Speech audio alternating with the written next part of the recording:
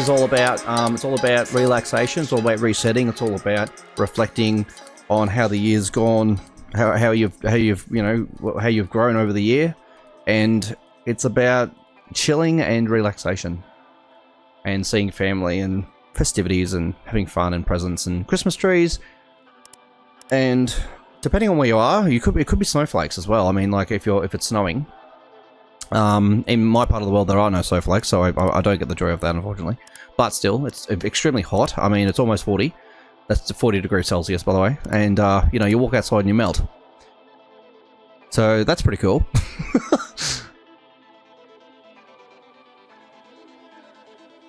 In any case,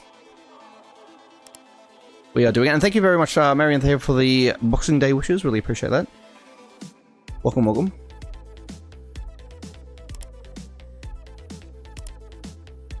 Awesome stuff. Is anyone else doing anything special on Boxing Day or Christmas?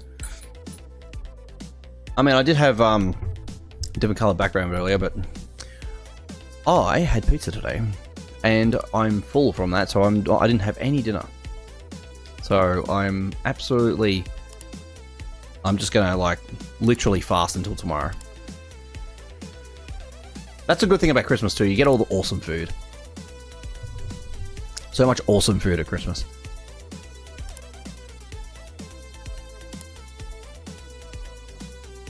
Yeah, I think it's great. So this character, this Dash character, right? This Dash character is only available in the full version of the game.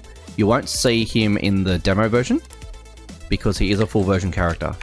So there are some issues. The reason why we've got these issues with his movement, unlike we did before, is because we had to refactor the whole. We had to refactor all the code that was governing the AI of the enemies, right? And because we went from a clan-specific approach where we just had basically separate events for every single clan for every single thing, including basic stuff like movement. Fortress __. Welcome, Fortress __. Welcome to the Wolf Den. Good to have you. Merry Christmas and Boxing Day to you. By the way, I hope everything's going well for you over there. And I just want to point out as well that I understand that Christmas and Boxing Day in this time of the year is not exactly the... it's not always the best time for everybody. I know it can be tough and it can be sometimes quite sensitive, so I recognise you guys for that, if it's not really the best time of the year for you. But in any case, I do hope that you have a good one all the same, or at least a better one than you did last time. And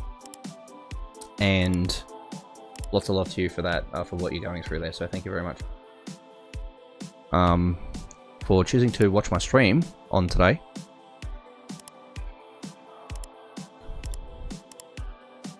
So we've got to fix up Dash. The clams went through a whole stack of like makeovers. So we've done the basic movement and stuff, and I fixed up Chomp for the shareware, or for the demo version. So he's fixed up, no issues there. We've got some issues with Dash going off the levels. Unfortunately, when characters go off the level like that, they get deleted altogether. So there's just no coming back. So that's a forever bug. We've got some issues where he slides around the place, so we don't want that. So we're going to have to look at what's causing that, and he shouldn't be snapping as well when he comes out of his spawn. That's the other thing. That's just an animation thing, really. But yeah, him sliding around like that shouldn't be happening. The good thing is, though, he does actually run into into the bread blocks here, but he doesn't run into the outer layer. So we do have some kind of code that governs him running into the bread blocks and sort of resetting into a stun state, which is basically what he should be doing. Unfortunately, there's no recovering from this, so we don't have the end recovery position, the end recovery code for him to loop back into a normal movement behavior after a few seconds. That can be restored very easily, so there's no issues with that. We can simply just add the outer wall here as an obstacle, and that will just prevent Dash from, or anyone else for that matter, to really be... Well, it seems to be exclusive to him when he actually dashes. So there's just no... when he dashes, there just doesn't seem to be any kind of like obstacle detection. So, except for maybe Cheeky if he runs into him. But because he's got no obstacle detection for the outer walls, we just simply add the outer walls to the detection of that code, like we do with the bread blocks, and then we can go, okay, well, he's like this. We can just have a look at what his stun behavior is, because we actually do have animations for the stunning behavior. So if we have a look here, so this is stunned. This is stunned right here. So we'll just preview this. It looks like this, right? This is what it looks like when he's stunned. So this is what he should be actually doing. So he's not actually doing that. He just doesn't go into that at all. He just goes into this sort of weird, snappy sort of behavior in the one spot and just not doing anything else.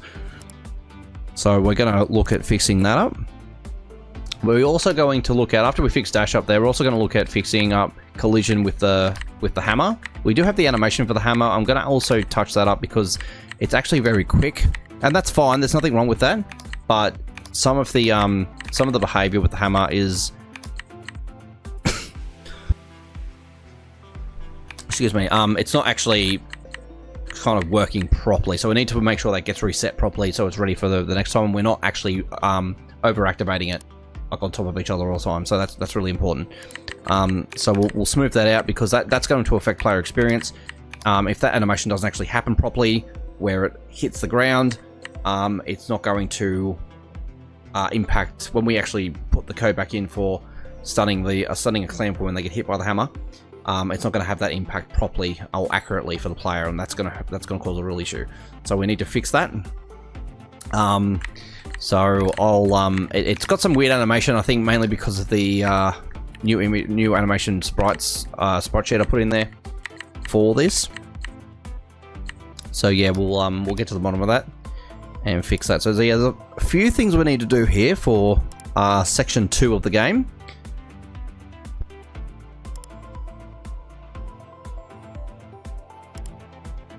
So section 2 incorporates levels 11 to 20, and that's this is basically the domain of dash and everything to do with dash. So we open up a few different areas here. You can get to see some of the levels that are actually involved with section 2, and as you can see, they're not quite. They're very maze-like, and they're not going to necessarily be the same sort of setup as we're going to see for the rest of the level. So it is a bit of a different kettle of fish.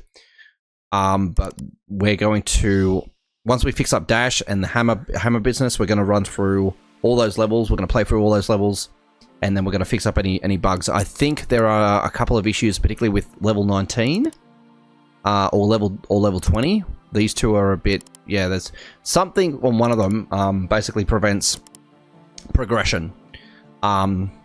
It's just impossible for the player to actually progress through to the next level, so we need to actually fix that. Otherwise, they're just going to get stuck on like level 19 or 20 for the rest of their life. And there's like another 80 levels that they could play. So, yeah, we need to fix that, and we will fix this. We're going to be convicted in fixing all this.